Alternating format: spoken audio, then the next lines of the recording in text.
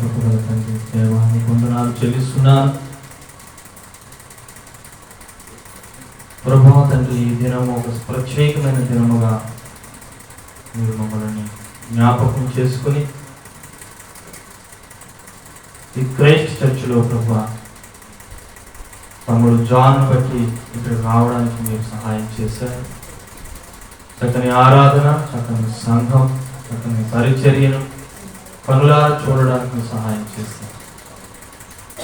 ఈరోజు ప్రభువా నువ్వు చెప్పమన్నటువంటి వర్తమానము చెప్పడానికి మీరు సహాయం చేయండి తండ్రి. ఆ మాటలు కూడా వాళ్ళు అర్థం చేసుకోవడానికి కృప దయచేయండి. మీరే దీవించి ఆశీర్వదించమని ప్రార్థిస్తున్నాను. నా మాటలు అయితే వ్యర్థమే తండ్రి, మీరే మాట్లాడి మాలో నుండి ప్రభువా వారితో తేటగా సూటిగా మాట్లాడి నన్ను నిలబెట్టుకొని వాడుకోమని ప్రార్థిస్తున్నాను. ఏ ఒక్క మాట కూడా వ్యర్థంగా పోకుండా మీరే సహాయం చేసి దీవించున్నాను. యేసుక్రీస్తు నామములో ప్రార్థించి వేడుకుంటున్నాము తండ్రి, ఆమేన్.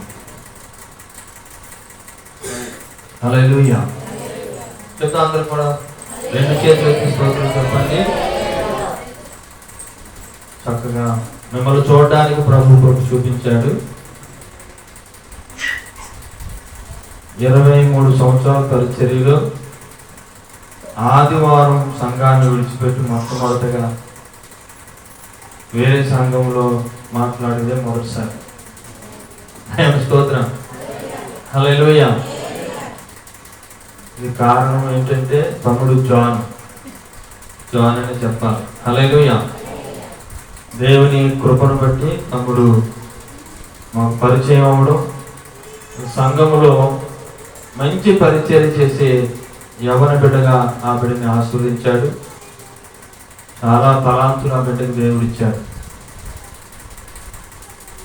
మా సంఘ పరిచర్యలో జాన్ని దేవుడు బలంగా వాడుకుంటున్నాడు. హల్లెలూయా.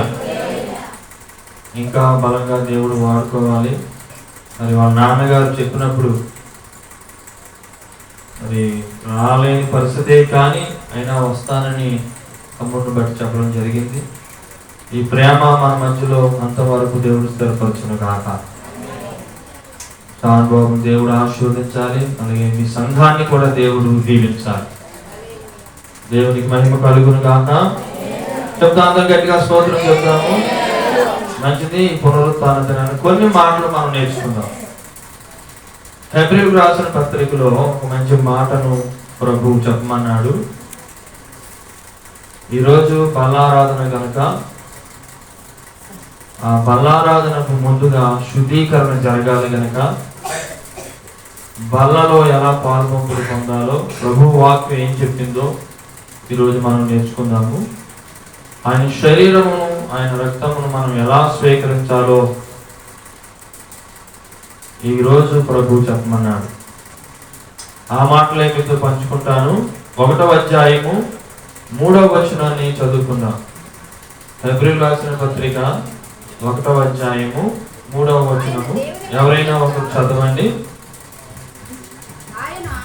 ఆయన దేవుని మహిమ యొక్క తేజస్సును ఆయన తత్వము యొక్క మూర్తిమంతమునయుండి మహత్తుగల మాట చేత సమస్తమును నిర్వహించుచు చూడండి, పాపముల విషయములలో శుద్ధీకరణము తానే చేసి. ఈ మాట మనకు చాలా ఇంపార్టెంట్. దేవుని స్తోత్రం. మనము పుట్టుకతోనే పాపముగా పుట్టాం. జన్మ పాపము, కర్మ పాపము, 2 పాపాలు మనల్ని ఏలుతున్నాయి. ఒకటి జన్మ పాపం, అంటే మనకు తెలియదు, మన పితరుల దగ్గర నుంచి వచ్చేస్తుంది. పుట్టిన ప్రతి ఒక్కరి మీదకి అది వచ్చేస్తుంది. పుట్టినవాడు చేయలేదు కానీ ఎవరు చేశారు? వాళ్ళ పితరుల దగ్గరికి వస్తుంది. దానికి అర్థం ఏంటంటే మన తాత ఒక 10 ఎకరాలు ఆస్తి ఇచ్చాడంటే ఆటోమేటిక్గా వాళ్ళ అబ్బాయికి లేదా వాళ్ళ మనవడికి అది ఎలాగైతే వస్తుందో, మన తాత ఒక 10 లక్షలు అప్పు ఇచ్చాడు అనుకోండి, వాళ్ళ అబ్బాయికి వస్తుంది, వాళ్ళ అబ్బాయి తర్వాత వాళ్ళ మనవడికి వస్తుంది. వాస్తవం కాదా? ఆస్తి అయినా వస్తుంది, అప్పు అయినా వస్తుంది. నాకు తెలియదండి, మా నాన్న అప్పు చేసినట్టు ఊరుకోదు. ఖచ్చితంగా కట్టాల్సిందిరా బాబు, మీ నాన్న అప్పు చేసి మరి లేడు, ఈ అప్పు సంగతి ఏంటో చెప్పు అంటారు. అలాగే మీ తాత ఆస్తి ఇస్తే ఆ ఆస్తి కూడా ఆటోమేటిక్గా మీ పిల్లలకి వస్తుంది. ఇది ఎలా సత్యమో జన్మ పాపం అనేది కూడా సత్యం. మన పితరులు చేసిన పాపాలన్నీ, తండ్రి పాపం చేస్తే ఆ పాపపు మూట పిల్లోడికి వస్తుంది.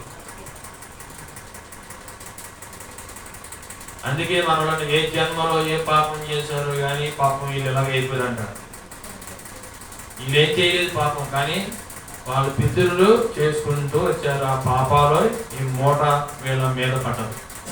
రెండవది కర్మ పాపం. కర్మ పాపం అంటే ఎవడు చేసుకున్నది వాడు అనుభవించక తప్పదు అంటారు మనల్ని. అంటే అది కర్మ. ఊహ తెలిసిన దగ్గర నుంచి నువ్వు ఏమైతే పాపం చేస్తున్నావో అవన్నీ రాయబడతాయి. ఆ పాపము మూట మనం అనుభవించక తప్పదు.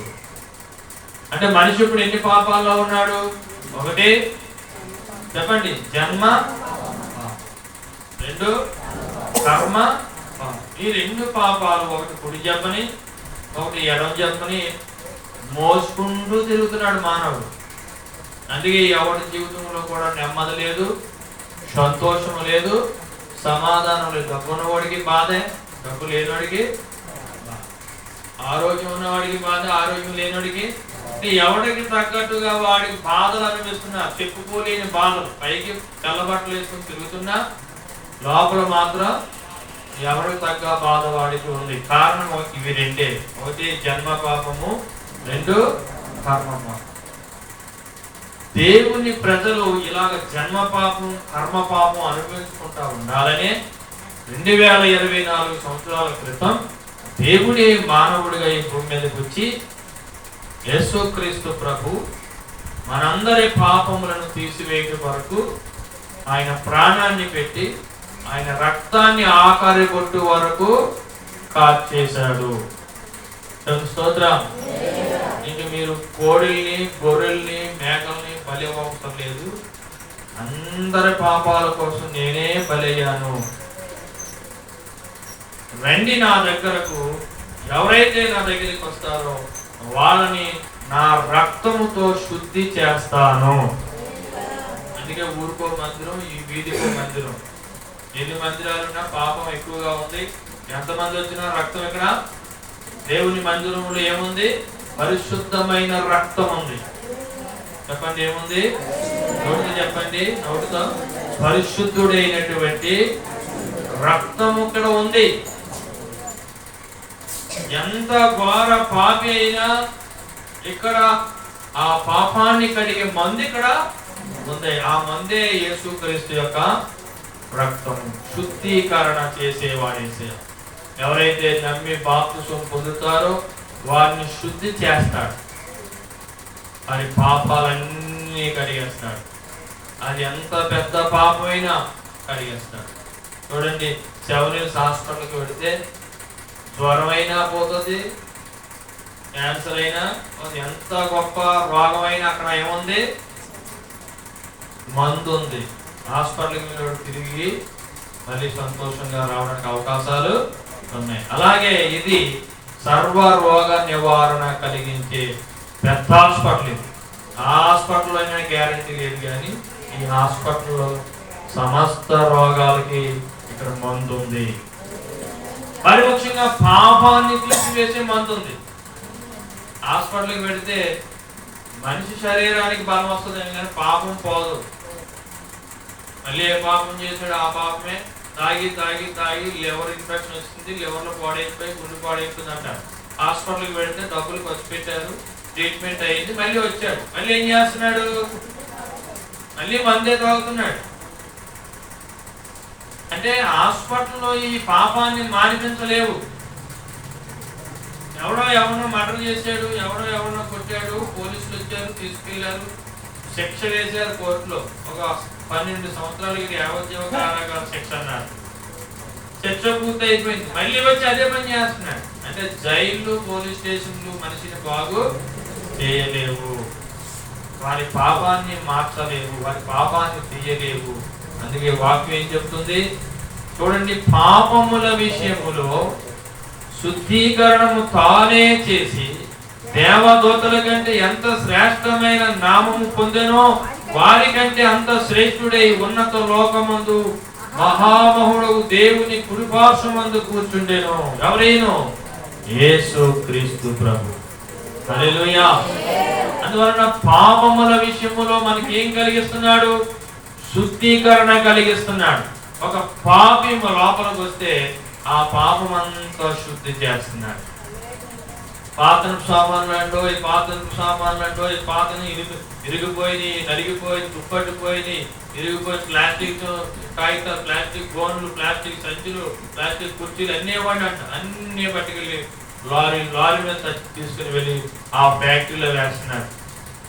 ఇవన్నీ తుప్పటిపోయిన పనికిరావని మనం అనుకున్నాం, కానీ మళ్ళీ అవి కొత్తగా వచ్చేస్తున్నాయి. మళ్ళీ కొత్త కుర్చీలుగా, కొత్తగా కొత్త ఐటములుగా వచ్చేస్తున్నాయి. ఇదే తుప్పటిపోయినవన్నీ మనం పనికిరావని పక్కన పడేస్తే ఇంటింటికి వీధికి వచ్చి వీళ్ళు పట్టుకొని వెళ్ళిపోయి మరలా వాళ్ళు కొత్త ఐటమ్స్ ఎలా చేస్తున్నారు? ఫ్యాక్టరీ ఉంది అక్కడ. దేవుని స్తోత్రం. అంటే తుప్పటిపోయిన వస్తువులు, పనికిరాని వస్తువులన్నింటినీ కూడా మంచి వస్తువులుగా తయారు చేసే ఫ్యాక్టరీస్ ఉన్నాయి. అర్థమవుతుందా మీకు? ఆ వస్తువులు మంచి వస్తువులుగా మారినా మరలా పాడైపోతాయేమో, కానీ ఇప్పుడు భూమి మీద తుప్పట్టిపోయిన మనుషులు, పనికిరాని మనుషులు, పాపంతో నిండిపోయిన మనుషులందరినీ ఈ ఫ్యాక్టరీ దగ్గర తీసుకొస్తే ఈ ఫ్యాక్టరీలో యేసు రక్తం ఏం చేస్తుంది? మంచి వ్యక్తులుగా మార్చేస్తుంది. దేవునికి మహిమ కలుగును గాక. మంచి వ్యక్తులుగా మార్చేస్తుంది, పరలోక వారసులుగా మార్చేస్తుంది, పరలోకానికి సంబంధించినటువంటి వ్యక్తులుగా, పరలోకానికి పనికొచ్చే వస్తువులుగా మనల్ని మారుస్తుంది. యేసుక్రీస్తు యొక్క రక్తం, ఆయన యొక్క వాక్యం. దేవుని సన్నిధిలో ఏముంది? దేవుని వాక్యం ఉంది, అంటే ఉపదేశం ఉంది. దేవుని సన్నిధిలో దేవుని పరిశుద్ధ రక్తం ఉంది, మనందరినీ పవిత్రపరుస్తుంది. ప్రభువా నేను తప్పు చేశాను, నన్ను క్షమించు నాయనా అంటే ఆ రక్తం మనలను శుద్ధి చేస్తుంది. హల్లెలూయా. అవునా కాదు చెప్పండి? దేవుని యొక్క పరిశుద్ధ రక్తం మనల్ని ఏం చేస్తుందంటే శుద్ధీకరణ కలిగిస్తుంది. దేవునికి మహిమ కలుగును గాక.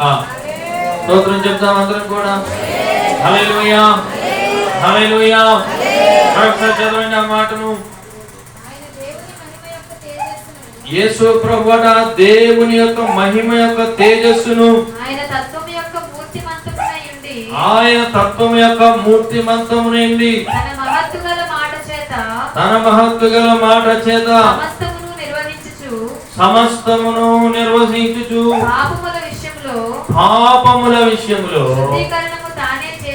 శుద్ధీకరణము తానే చేసి దేవదూతల కంటే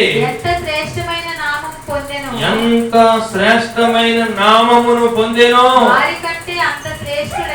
అంత శ్రేష్ఠుడై ఉన్నత లోకమందు మహామహుడగు దేవుని కుడిపార్శ్వమున కూర్చుండెను. అది దేవునికి స్తోత్రం.